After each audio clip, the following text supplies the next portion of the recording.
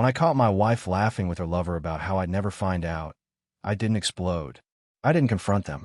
Instead, I discovered their plan to steal my pharmacy business and flee the country with millions.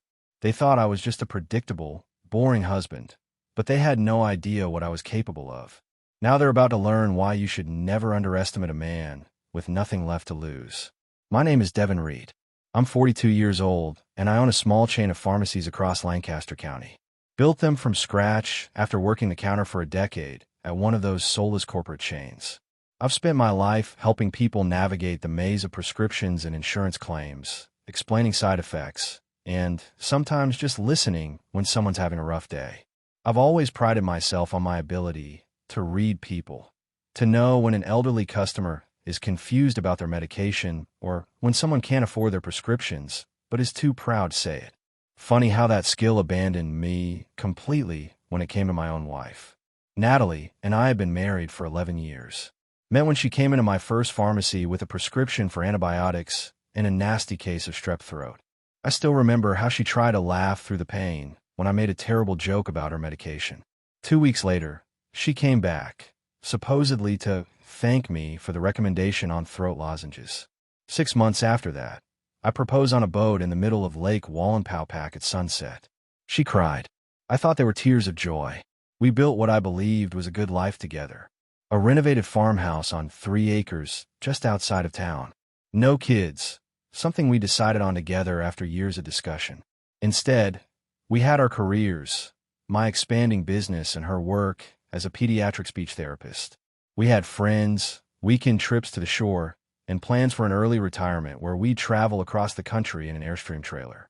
Now I sit alone in our house, my house, with boxes of her things stacked in the guest room, wondering if any of it was real, or if I was just a convenient stepping stone for her until something better came along. That something better apparently had a name. Vincent. Vincent Keller. Attorney at law. A man who wears pocket squares and drives a Tesla. The first time I saw them together was pure accident. The universe's cruel joke. And that was just the beginning of how my life fell apart. It was a Tuesday evening in October when my world collapsed. The kind of fall evening that makes you appreciate living in Pennsylvania. Crisp air, leaves turning amber and gold, the smell of wood smoke drifting from chimneys. I was closing up my downtown pharmacy location, the original store that had started it all. I'd stayed late to finish inventory and payroll, tasks I normally delegated, but had taken on myself because my manager, Sarah, was out with the flu. I was exhausted, looking forward to getting home, maybe convincing Natalie to open that bottle of Cabernet we'd been saving. When I pulled into our driveway, I noticed an unfamiliar car parked across the street, a sleek black Tesla with custom rims. Nice car, I thought absently. New neighbor must be doing well for himself.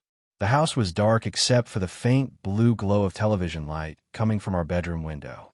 Natalie had texted earlier that she was tired and might be asleep when I got home. I entered quietly, not wanting to wake her if she dozed off. I made it halfway up the stairs when I heard it. Laughter. Not just Natalie's familiar melodic laugh, but a deeper sound. A man's voice, low and intimate, followed by the clink of glasses. My hand froze on the banister. My heart stopped, then restarted with painful force. You're being paranoid, I told myself. It's probably the TV. I took another step, and another, moving like a man underwater. The bedroom door was cracked open an inch, golden light spilling into the hallway. He never checks the mileage on my car, Natalie was saying, her voice light with amusement.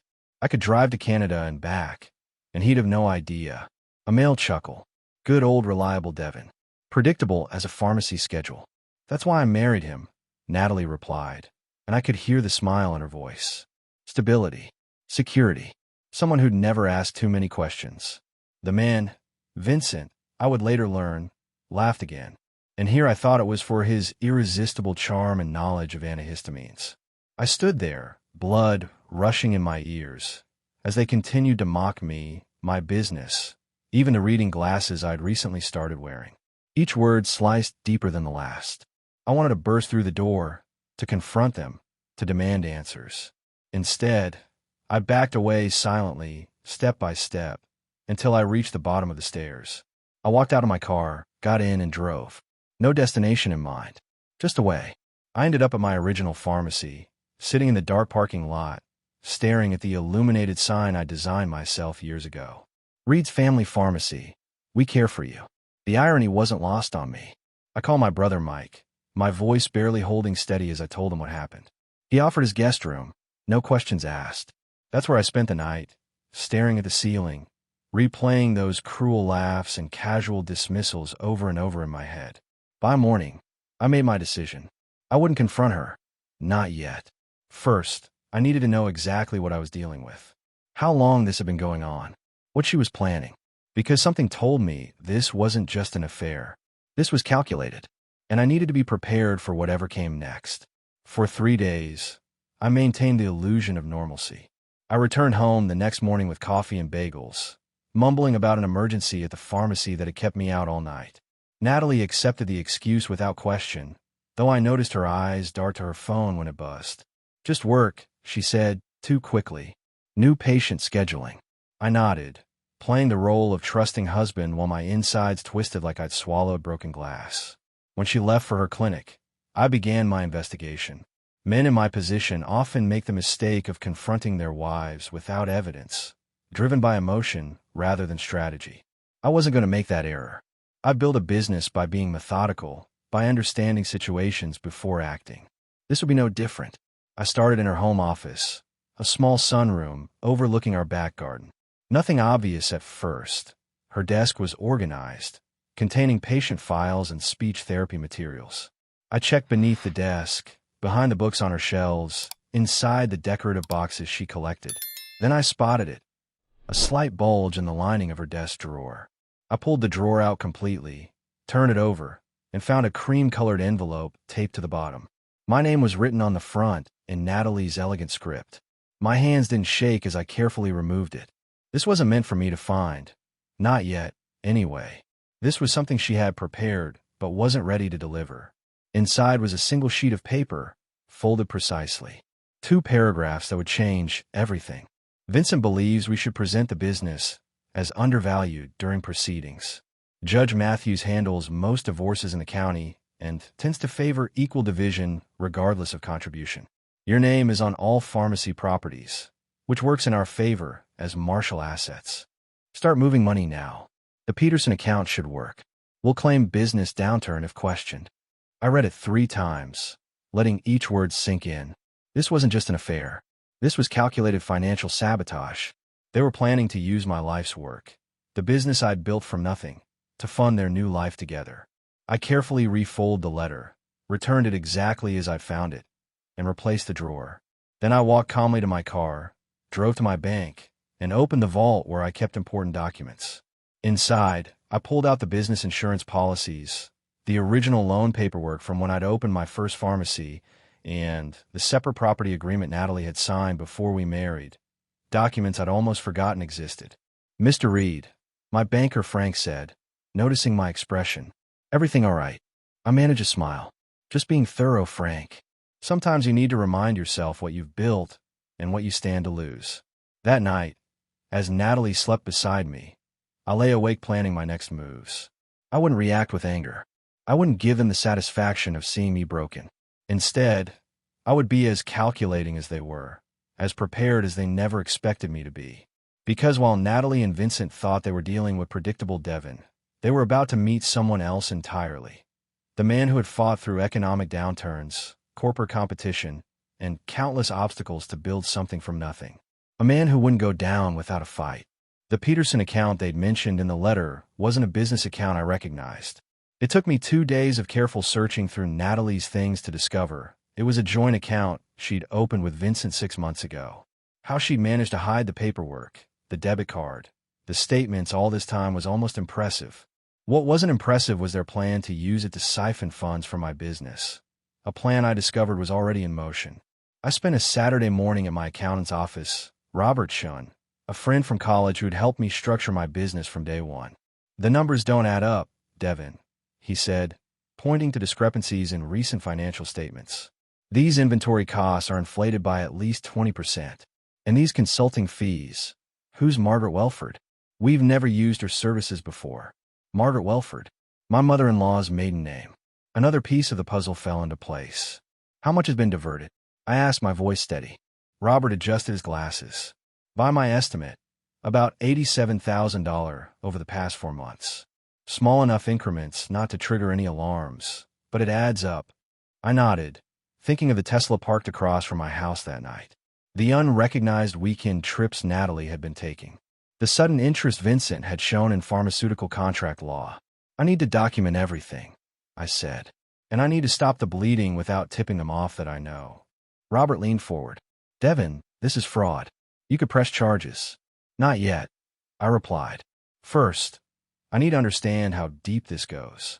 That afternoon, I installed a small recording device in our home office and another in our bedroom.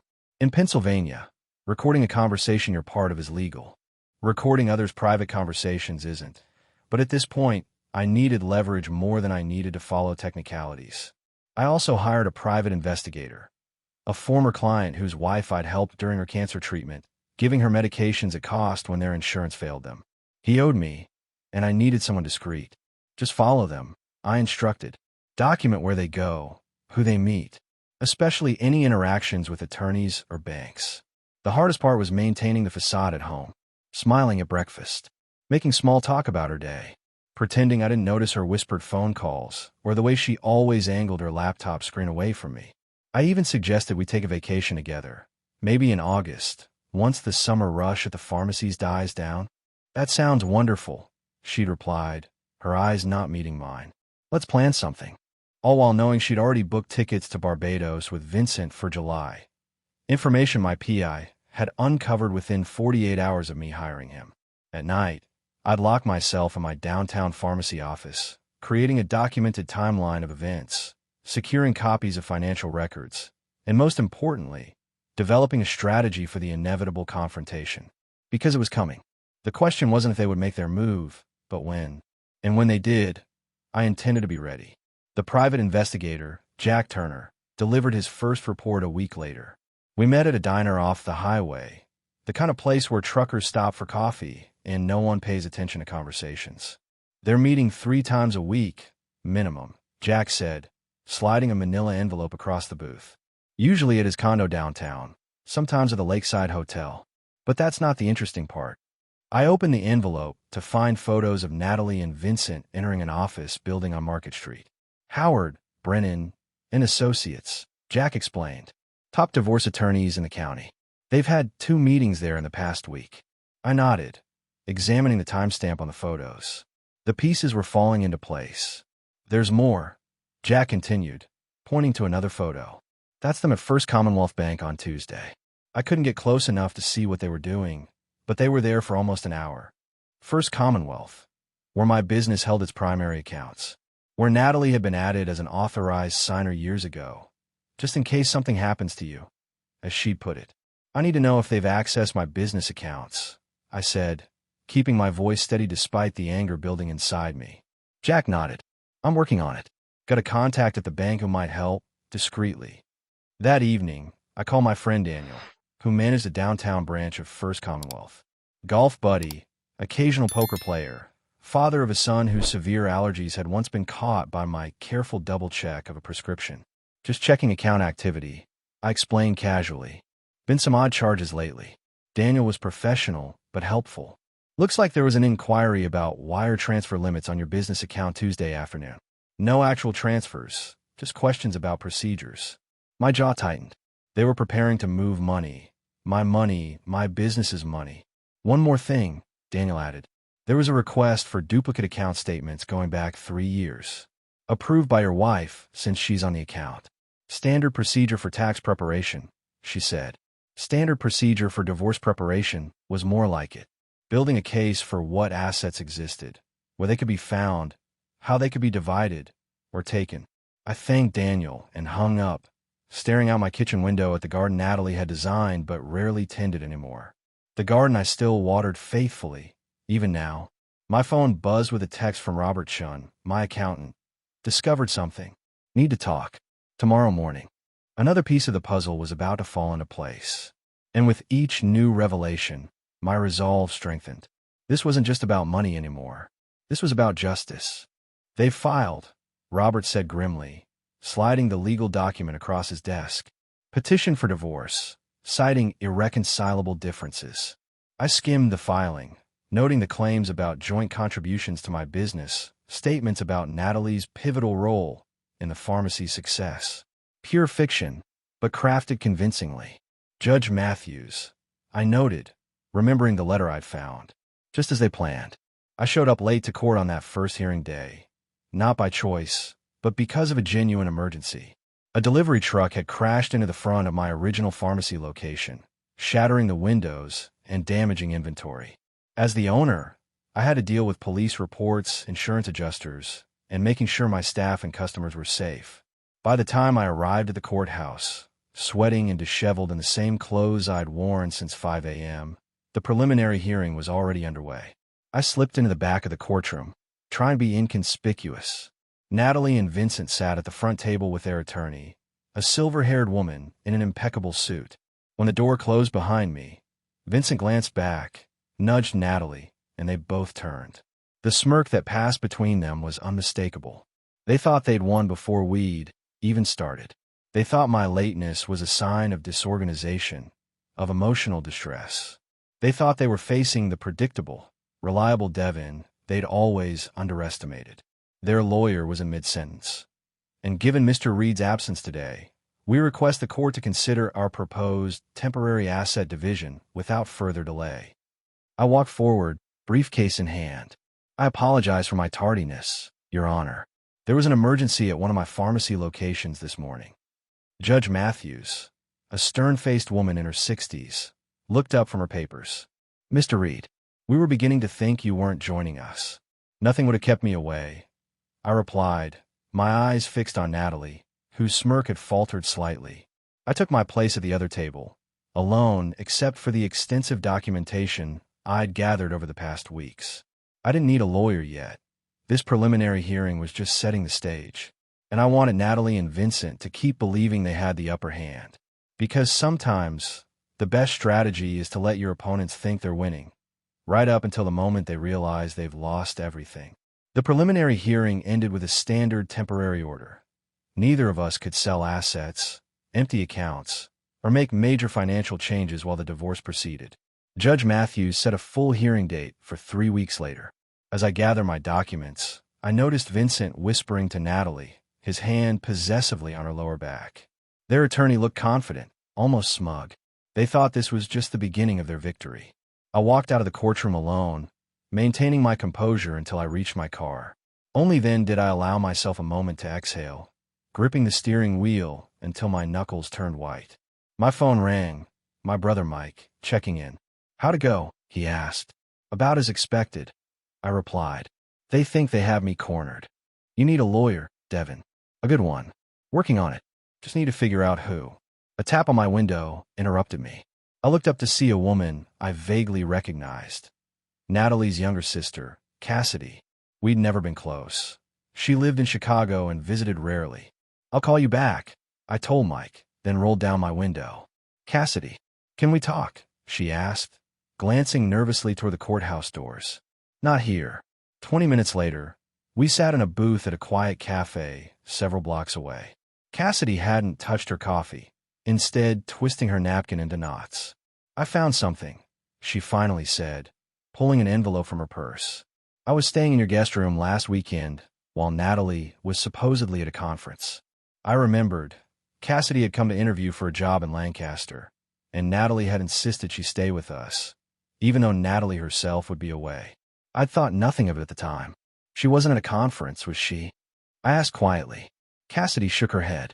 No, but that's not why I'm here. She slid the envelope across the table. I knocked over a stack of papers in the home office while looking for a phone charger. This fell out. Inside was a draft of a legal letter, typed on Howard, Brennan, and Associates letterhead. It outlined strategy for claiming half my business assets based on extensive contributions and sacrifices Natalie had supposedly made. The last paragraph chilled me. As discussed, we'll file the asset declaration with significant underreporting. Given Mr. Reed's documentation habits, he likely lacks records to dispute our valuation. Judge Matthews typically sides with initial declarations when counter-evidence is limited. They were planning to lie to the court about the value of my business, to deliberately undervalue it so that Natalie would get more than her fair share. Why are you showing me this? I asked Cassidy. She met my eyes directly. Because what they're doing is wrong. And because Natalie told our parents you'd been financially controlling and emotionally manipulative. I never believed it. It didn't match the man I've known for 11 years. Now I know she was lying to justify what she's doing. For the first time in weeks, I felt a glimmer of hope. I wasn't alone in this fight anymore. Cassidy's revelation changed everything. With proof of their intent to commit fraud, I could approach the divorce differently. I hired Catherine Diaz, a divorce attorney known for handling high-asset pharmacist and physician divorces. This is significant, Catherine said, examining the draft letter Cassidy had provided. It shows intent to defraud the court. But we need more solid financial evidence of what they've already done. I nodded, then pulled out the files I'd been gathering. Documentation from Robert about the diverted funds, bank records showing suspicious transfers, the statement about consulting fees to Margaret Welford, Natalie's mother's maiden name. Catherine's eyebrows rose as she examined page after page of meticulously organized evidence. Most clients come to me emotional, disorganized. You've done half my job already. I've run multiple businesses for 15 years, I replied. Documentation becomes second nature. We spent hours developing our strategy. Rather than revealing all our evidence immediately, we would let Natalie and Vincent proceed with their fraudulent filings. Let them perjure themselves on official court documents. Only then would we present the truth. It's risky, Catherine warned. Judges don't like surprises in their courtroom. Neither do I said grimly. But sometimes they're necessary. That evening, Jack Turner called with new information. They've booked flights, he said without preamble. 2 tickets to Belize, one way, departing 3 days after your next court date. One-way tickets. They weren't planning a vacation. They were planning to leave the country. With my money. There's more, Jack continued. Vincent quit his job yesterday, cleaned out his office after hours, and I followed Natalie to a storage unit this morning. She's been moving items there, small valuables, mostly. Things you might not notice missing right away. The pieces clicked into place. They anticipated a favorable ruling from Judge Matthews, planned to liquidate whatever assets they could immediately after, and then disappear before I could appeal. I need to secure what's left, I told Jack, without raising suspicion. The next morning, I began moving my most critical business documents and irreplaceable items to a safe location. My brother's house in Pittsburgh. Not obviously enough to alert Natalie, just enough to protect what mattered most. I also installed additional security cameras at all my pharmacy locations. If they tried to access anything there, I'd have evidence. The most difficult part was maintaining normalcy at home, sharing meals with a woman who was actively plotting to destroy me, smiling when she asked about my day, pretending I didn't notice when she took a phone call in another room, speaking in hushed tones. Everything okay with the pharmacies? She asked one evening, her voice casual, but her eyes calculating. Just the usual challenges, I replied, matching her tone. Nothing I can't handle. And that was the truth. Because while Natalie and Vincent thought they were dealing with predictable, trusting Devon Reed, they were actually facing a man who'd learned to anticipate problems before they became crises, a skill that had made my business successful, and would now save it from their schemes. The courtroom was quieter than I expected on the day that would determine my future. Natalie sat confidently at the plaintiff's table, Vincent beside her, both dressed impeccably. Their attorney arranged documents with practiced precision, occasionally leaning over to whisper something that made them smile. I sat alone at the defense table until Catherine arrived, carrying a slim briefcase that contained everything we needed. Cassidy slipped into the back row moments before Judge Matthews entered, giving me a slight nod of encouragement. We're prepared for their inflated claims, Catherine had assured me that morning. Let them present their case fully before we respond. Natalie's attorney went first, painting a picture of a wife who had sacrificed her own career advancement to support her husband's business. She presented their fraudulent financial statements, carefully understating the pharmacy's value while overstating Natalie's contributions. Mrs. Reed was instrumental in the growth of Reed's family pharmacy, the attorney claimed. She helped design the customer loyalty program, assisted with staffing decisions, and frequently represented the business at community events. I maintained a neutral expression, even as my blood boiled at these fabrications. Natalie had attended exactly 2 pharmacy events in 11 years, both times leaving early, claiming boredom. Vincent was called as a witness, testifying as Natalie's financial advisor about the supposed value of my business. The technical jargon he used was designed to confuse rather than clarify, exactly as they planned in their strategy. Throughout it all, Judge Matthews watched with an unreadable expression, occasionally making notes. When it was our turn, Catherine stood calmly. "Your Honor, before presenting our evidence regarding business valuation, we must address a concerning matter of potential fraud upon this court." Natalie's confident smile faltered as Catherine methodically presented the evidence. The letter Cassidy had discovered, bank records showing diverted funds, the documentation of false consulting fees, and finally, the travel records showing one-way tickets to Belize. "This isn't just an attempt to secure a favorable divorce settlement," Catherine concluded. "This is a coordinated plan to commit fraud, misappropriate business assets, and then flee the jurisdiction." Judge Matthews' expression darkened as she reviewed our evidence. "Mrs. Reed, would you care to explain these discrepancies?" Natalie glanced desperately at her attorney, who appeared equally shocked. Vincent stared straight ahead, his jaw clenched tight.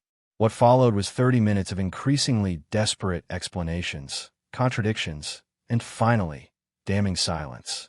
"In light of this evidence," Judge Matthews said, her voice stern, "I am ordering a complete forensic accounting of all assets and referring these matters to the district attorney for potential criminal investigation." For the first time since this began, I allowed myself to exhale. This wasn't a victory. Not yet. But it was justice beginning to take form. 6 months after that final hearing, I stood behind the counter of my downtown pharmacy, filling prescriptions and greeting customers by name. The routine was comforting after the chaos of the previous year. The divorce had finalized 3 months earlier, with terms far different from what Natalie and Vincent had planned. Instead of walking away with half my business, she received only what the law entitled her to from our personal assets, and nothing from the business she'd tried to devalue and steal. The criminal investigation was ongoing. Vincent had fled to Mexico when charges were imminent, but Natalie remained, having accepted a plea deal that included restitution for the funds they diverted. Cassidy had moved to Lancaster permanently, taking a job at the local hospital. We met occasionally for coffee. Our unexpected friendship, one positive outcome from the wreckage of my marriage. "Mr. Reed," a voice interrupted my thoughts. Mrs. Abernathy, one of my oldest customers, stood before me with a prescription. "I heard you're expanding again. That new location by the highway." I smiled. "Yes, ma'am. Opening next month." "Good for you," she said firmly. "After everything, you deserve it." "After everything" had become a common phrase among those who knew my story. It was their way of acknowledging what I'd been through without dwelling on the details. As I locked up that evening, my phone buzzed with a text from Sarah, my pharmacy manager who'd recently agreed to a dinner date after months of professional friendship. "Still on for tonight?" I smiled as I replied. The future I'd once planned had been destroyed, but from its ashes, something new was emerging, something built on honesty and respect instead of deception. The betrayal would always be part of my story. The pain wouldn't completely disappear, but I'd survive with my business intact and my integrity uncompromised. I'd faced the worst and remained standing. In the end, Natalie and Vincent had underestimated the very qualities they'd mocked: my reliability, my attention to detail, my methodical approach to problems. The traits they saw as weaknesses had proven to be my greatest strengths. As I drove toward the restaurant where Sarah waited, I felt something I hadn't experienced in a long time: peace. Not because everything was perfect, but because I'd weathered the storm and emerged stronger, wiser, and ready to begin again. Some men are broken by betrayal. Others are forged by it. I'd chosen the latter, and that has made all the difference.